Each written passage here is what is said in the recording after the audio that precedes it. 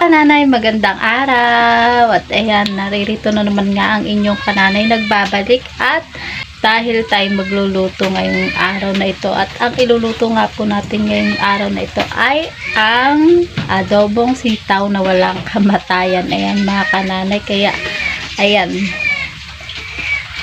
magsisimula na nga akong maghiwa at maghanda ng ating gagamitin. Kaya ayan, ito na nga ang ating sitaw mga kananay. Kaya atin na itong hihiwain.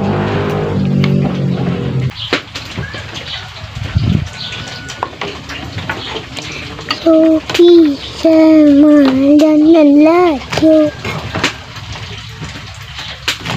Mas madali na nga, hihiwain na natin siya.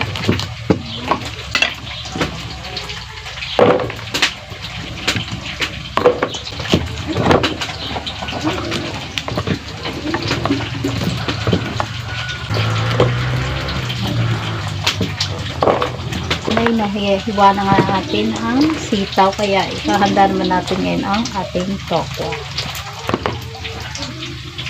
Kaya mga kananay, hahanda na nga natin ang ating tokwa at hihiwain. Hiwain lang natin siya sa medyo maliliit lang.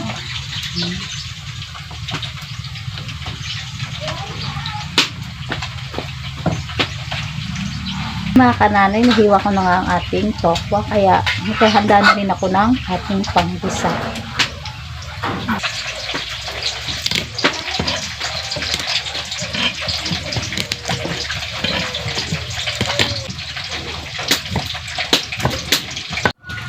At ayan mga kananay, dahil ready na nga ang ating mga ricado, ayan, pwede na tayong magsimulang magluto.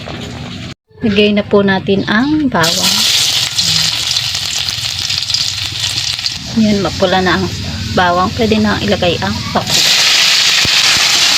Haluin na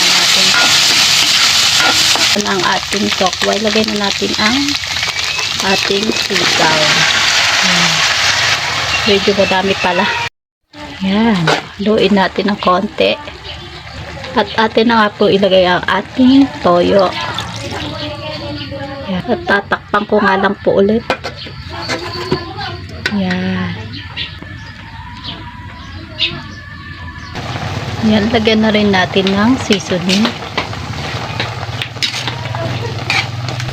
At ang ating oyster sauce mga kananay. Ayan. Ang sekreto ng ating malinamnam at manamis-namis na adobong sitaw. Ayan, luto na nga mga kananay. Ayan, nakikita nyo naman mukhang masarap na masarap. At ay hanguin ang ating adobong sitaw. Ayan. Ayan. Ang ating luto na mga kananay, ang ating manamis-namis at masarap na ating adobong sitaw. Ayan. Ayan mga kananay. At kung gusto nyo pa nga po ng mga ganitong videos at ganitong mga affordable na cooking ideas, just check my channel and don't forget Huwag pong kakalimutan mag-like and subscribe. Bye-bye. Thank you for watching. Bye-bye.